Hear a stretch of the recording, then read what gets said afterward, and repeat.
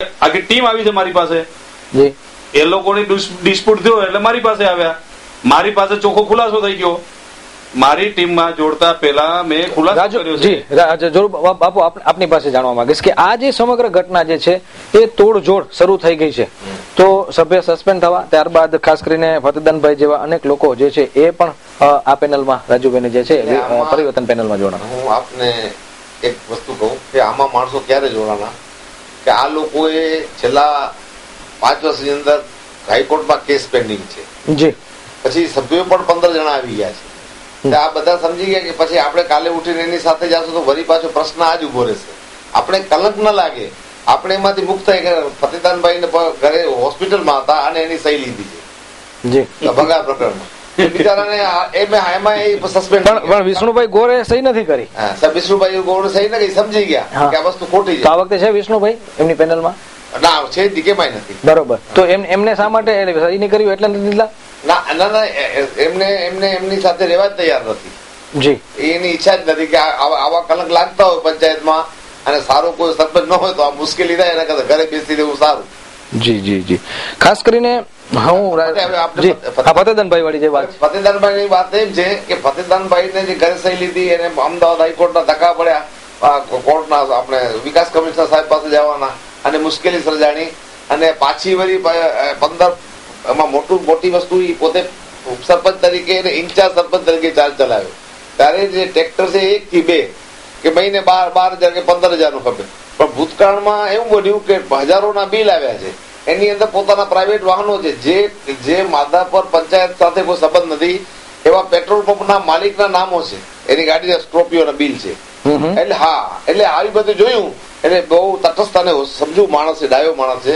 એટલે એને સારા માણસે પૂછ્યું કે ભાઈ આ બધું આ ભ્રષ્ટાચાર તો મારાથી નહીં થાય કે તમારી પ્રાઇવેટ ગાડીઓમાં હું પેટ્રોલ ભરાવી દઉં કે ડીઝલ ભરાવી દઉં. એટલે અમુક ટ્રસ્ટની સાવેણીના બિલ પણ ગયા છે, ઝેરોક્સ ના બધા હું આપને કહું છું, બધું સત્ય છે, સત્ય છે. હું આપને બધું સમજાવું. એટલું જ નહીં, એટલે ફતેદાને ઓચિતાનો પંપ જોશી પંપ બંધ કરીને બીજો પંપ ઉપર પોતાની જવાબદારી ઉપર એ ટ્રાન્સપોર્ટ નો પોતાની છે એટલે કીધું અહીંયાથી ભરાવાનું 2 ટ્રેક્ટરે. એટલે આ બધું બંધ થયું એટલે ફતેદાને આ બધો રાજ તો જાણે છે કે ભાઈ હવે આ કુવામાં પડીને પાછું નીકળવું કેમ. અત્યારે કુવામાં જ છે, હજી કેસ જે છે એ તો પેન્ડિંગ છે, એ કેસ હાલવાનો છે.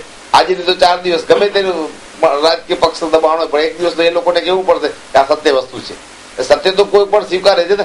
એટલે એમને કીધું રાજુભાઈ માં આવી કોઈ મુશ્કેલી નહીં થાય આપણે કે આપણે બદનામ નહીં થાય. એટલે બધા સનિષ્ઠ અને સારા માણસો એવું ઈચ્છે છે કે સારું શાસન મળશે, એટલા માટે એમની સાથે જોડાણા છે. એમાં કોંગ્રેસ ભાજપ આવતી નથી. આ તો એક આદત પડી ગઈ છે કે માધાપરની ચૂંટણી આવે એટલે આ કોંગ્રેસ છે ને ભાજપ છે, એવું નથી. તમારી બાજુમાં કોઈ કોંગ્રેસ વાળો રહેતો હોય અને ભાજપ વાળો રહેતો, રાતના કોઈકના ઘરે બીમાર પડ્યા તો એકબીજાને શું મદદ નથી કરતા? તો ગામ વિકાસ એટલે ગામને તિરાડ કરવાની ને ભાગલા પાડવાની ગામને ભાગલા પાડ્યા જ છે. જયારે એ પંચાયત છે, હું આપને કહું માધાપર પંચાયત જયારે એ 5 વર્ષ છેલ્લા અમલમાં આવી ત્યારે નવાસ જુનાવાસ વચ્ચેનો ભેદ અલગ કર્યો. કારણ કે હું હંમેશા યક્ષનો મેળો હોય કોઈ પણ પ્રસંગ હોય તો નવા સરપંચ ભેગા હોય. તમે હમણાં જ વાત કરી કે તમારી સાથે છૂટા પડેલા સરપંચે જુનાવાસને મદદરૂપ થયા છે. તમે જ કીધું ને કે એ લોકો પણ અહીંયા ખાસ કરીને દાતાઓ જે હતા એ મદદરૂપ થયા છે. તો એ અત્યારે મદદરૂપ થવા તૈયાર છે કે તિરાડ પડી ગઈ છે? અત્યારે તિરાડ પડી ગઈ છે. કારણ કે આ લોકોએ એવું કર્યું ને કે ભાઈ અમે જુનાવાસના છે, તમે નવાવાસના. કોઈ હું આપને બહુ વ્યવસ્થિત સમજાવું. યક્ષનો મેળાની વાત કરી. યક્ષનો મેળો માધાપર જુનાવાસ અને નવાસ બંને પંચાયતનો બોર્ડ લાગતો, બંને સરપંચો સાથે મળીને કરતા. એની કઈ આવક થાય, ખર્ચ થાય, કદાચ જુનાવાસ રેવન્યુ ના હિસાબ ભોગવે. એકચ્યુઅલી જક્ષની જે આવક થાય ને એ રેવન્યુમાં જમા થાય. પણ કોઈ પૂછ્યા કે પંચાયતમાં જમા મેં મારા વખત મેં થઈને હમણાં એ લોકો કરે છે. જે પ્લોટો છે એની અંદર પ્લોટો બાટની થઈ છે, એમાં જે બિલ બુકો છે ને બજારમાંથી લઈ આવી લીધી છે 10 રૂપિયા. આ તમને કહી દઉં મર્સદા મોટો છે અને એ બિલ બુકોનો પણ ઉપયોગ થયો છે, બરોબર છે. એટલે પોતાના બોર્ડ લગાવવા, પછી કોઈ મિનિસ્ટરોના બોર્ડ સાથે લગાવવાના, બરોબર આવું બધું છે. એટલે નવાસ કીધું કે આ જમીન તો એની છે, નવાસ નો ભાગ છે કાયદેસર અને યક્ષ મંત્રી છે જુનાવાસમાં આવે, પણ છતાં એને એ લોકો ઉદારતા રાખી. નવાસ ઉદારતા કેમ રાખી છે કે 15મી ઓગસ્ટ 20મી જાન્યુઆરીનું આમંત્રણ આપી ધ્વજવંદન જુનાવાસનો પણ સરપંચને ઇન્વાઇટ કરે છે. એનું એટલું જ રિસ્પેક્ટ રાખે છે. પણ જુનાવાસ વાળા નવાસમાં છે એનું મને બહુ દુઃખ છે કે મેં જયારે સરપંચ બન્યો હું હંમેશા વિદેશમાં નોકરી કરતો હતો, પણ એમાંથી કુદરતી વામમાં આવી ગયો એટલે સારું છે. પણ હું એવું નથી ઈચ્છતો કે ખોટું થયું. પણ એનો આ લોકોએ ગેરઉપયોગ કર્યો છે કે મેં એકતાનો સૂર જોડ્યો, બંને ગામ વચ્ચેના જે સંઘર્ષ હતા એ પૂરા કર્યા નવાસના જાદવજીભાઈ અને હું બંને ભેગા બેસીને એવું સોલ્યુશન ઉભું કર્યું કે બંને ગામ એક છે, અલગ છે એવું ન લાગે. કોઈ તો દાખલો આપવો હોય, કોઈ મુસીબત આવી હોય, કોઈ આફત આવી હોય તો નવાસ પણ મારી સાથે રહે, હું નવાસ સાથે રહું. કોઈ મને કંકોત્રી લાગે ને તો કોઈ જુનાવાસ નવાસે દીધી હશે તો હું આવીશ. અને નવાસો પણ એમ કે જુનાવાસ દીધી. મારી સામે 4 સરપંચો આવ્યા, પણ 4 સરપંચોએ સંતોષકારક મને મદદ કરી છે, મેં એને કરી. આ લોકોએ આવીને એકદમ મિનિસ્ટરોના ફોટા લગાવી, પંચાયતની અંદર મારા જે ફોટા હતા જે અધિકારીઓના, જિલ્લા વિકાસ એ બધા કાઢી નાખ્યા. મોટા મોટા મિનિસ્ટરોના ફોટા લગાવ્યા, એની સાથે પોતાના ફોટા લગાવ્યા. પણ એમની સરપંચનું નામ ને ફોટા તો રહેતા જ હોય છે લગભગ એ બધી ગ્રામ પંચાયતમાં હોતે. હા, નથી અત્યારે જોરુબાની ગેરહાજરી, આગળ નથી કાઢ નાખ્યા, ગેરહાજરી. ખાસ કરીને હવે આપણે હવે વાત કરીશું રાજેન્દ્રભાઈ કે લોકો ઈચ્છી રહ્યા છે કે આપની પેનલ ઉપર જે આપણું ચૂંટણી ચિહ્ન છે સિલાઈ મશીન, એના ઉપર લોકો મોહર મારે છે મતદારો. તો સૌપ્રથમ કયું કામ આપ કરવા માંગશો અને કયા વિકાસના ફળ જુનાવાસને મળશે? અત્યારે જે જુનાવાસના ભાગલા પડવાની જે વાત કરી તમે, કે અત્યારે જે જુનાવાસના ભાગલા પડી રહ્યા છે અને પડવાની કોશિશ થઈ રહી છે, જી, એના માટે હું સ્પેશિયલ આ નિશાન એટલા માટે છે. નિશાન બી એક વસ્તુ બોલે છે, સૂચક છે, સૂચક છે કે ભાઈ નિશાન અમે સિલાઈ મશીન શા માટે લીધું? સિલાઈ મશીન હંમેશા છે એને જોડવાનું કામ કરે. કોઈ બી વસ્તુ તૂટતી હોય એને જોડવાનું કામ કરે છે સિલાઈ મશીન. એટલે અમારું સૂત્ર બી એ રહેશે જોડવાનું કામ. એટલે એકતા રૂપી કાપડ ફાટી ગયું છે એને તમે હવે વરી પાછો એક સિલાઈ મારશો, જોડવાનું કામ છે. જી, એ કેટલું અઘરું હશે? અઘરું કેટલું હશે? બિલકુલ સહેલું છે, જી, બિલકુલ સહેલું છે. મારા માટે તો હું એમ કહું કે સહેલું જ છે. જી, શા માટે સહેલું છે? જી, અમે જે ડેવલપમેન્ટ કરી રહ્યા છીએ, કે જે અમે અમારે બિઝનેસમાં ડેવલપ કરતા આવીએ છીએ, જી, એ અમે જે ડેવલપમેન્ટ જે કરતા આવીએ છીએ અમારા બિઝનેસમાં, એની સામે જુનાવાસને ડેવલપ કરવું મારા માટે કોઈ મોટું કામ નથી. જી, જો સીધી રીતે થાય તો. જી, લોકોનો કેટલો વિશ્વાસ છે અત્યારે તમે જતા હશો, લોકો કેટલા તમને આવકારે છે? એ તો હવે જો હું કહું ને મારા મોઢે વખાણ કરવું એના કરતા તમે જ માઇક લઈ એક એક ગલી ગલી ફરી ને ડાયરેક્ટ પબ્લિકમાં જાઓ એટલે ખ્યાલ આવી જશે કે હવે કેને ચાવે છે ને કોણ આવશે, એના ઉપર તમને ખ્યાલ આવી જશે. તે છતાં મારે ચૂંટણીમાં ઉભવામાં રસ નહોતો, પરંતુ રસ કરવામાં આવ્યો એનો તમને ખુલાસો કરવા માંગુ છું. એક તો બદનામી છે એ મારે મિટાવી છે. મારે કોઈથી વેરઝેર કરવા નથી ને કરવાનું નથી ને છે બી નહીં. એક વાત ઈ છે. બીજી વાત ઈ છે કે એકતા જળવાય.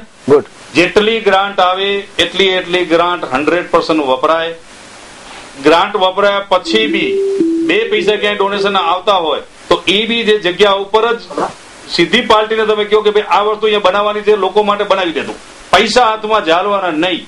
આ મારો પેલો પ્રથમ તબક્કો છે. વત્તા મારે એક ખુલાસો એ કરવો છે. જી રાજુભાઈ, કોલ છે, કોલ લઈ લઈ આપણે પછી ત્યારબાદ તમારી એ જે વાત છે આપણે ડોનેશનનો કેવી રીતે ઉપયોગ કરો એના વિશે જ આપણે આવશું. હાજી પૃથ્વીસિંહ, કોલ મોકલાવો. હેલો. હેલો. હાજી, કોણ બોલો છો? માધાપરથી દીપ પુજારા વાત કરી રહ્યો છું. જી દીપભાઈ, શું મુદ્દો છે આપનો? મારે પ્રશ્ન એ પૂછવું છે કે જુનાવાસમાં જે ગટરની અને પાણીની સમસ્યા છે તો તેનો ઉકેલ માટેની શું રણનીતિ રહેશે નવી પાર્ટીની? નવી પાર્ટીની એટલે તમારા પ્રશ્નથી નક્કી થાય છે કે અત્યારે પ્રશ્ન છે, સમસ્યા છે? પ્રશ્ન મારી પાસે જે છે કે હું જ્યાં રહું છું એ વિસ્તારમાં ગટર અને પાણીની સમસ્યા ખૂબ જ છે. પણ એ હમણાં જે ગત બોડી તો એમ કે છે કે તમામ કામો થઈ ગયા છે ગટર ને રસ્તાના અને પાણીના. હમણાં ગત ટર્મની જે બોડીના જે છે, હમણાં હિતેશભાઈ ખંડોલ સાથે મારો ઇન્ટરવ્યુ હતો તો એમણે કીધું કે તમામ કામો થઈ ગયા છે ગટરના ને રસ્તાના પાણીના ને. તમારી પાસે છે સમસ્યા હજી? ગટરની સમસ્યા હજુ તો છે. જી, તો નવી જે પેનલ છે રાજુભાઈની, તો એમની શું કાર્યવાહી રહેશે? જી જી રાજુભાઈ, બહુ જ સારી વાત છે. 2 મુદ્દા આવે છે. એક તો એમની અપેક્ષા છે કે રાજુભાઈની પેનલ આવે તો અમારા કામ થાય, અને બીજી એક વસ્તુ એ થઈ જોરુબાબુ કે કામ થયા નથી એટલે જ એની સમસ્યા છે. તો એના વિશે શું કહેશો? પેલી વાત ગટર ને પાણીને એક તમને વાત કહું તો એકચ્યુઅલી ટેકનિકલ મુદ્દો છે આ, ને ટેકનિકલ મુદ્દામાં જેટલું મને જ્ઞાન છે એટલું તમને સ્પષ્ટ કરવા માંગુ છું કે ગટરની યોજના જે લોકો બનાવી એમાં ટેકનિકલી પોઈન્ટમાં પહેલે કન્ટુર સર્વે થાય, એના લીધે એક સ્લોપ નીકળે કે કઈ જગ્યાએ સ્લોપ જશે, પાણી કઈ જગ્યાએ વેશે.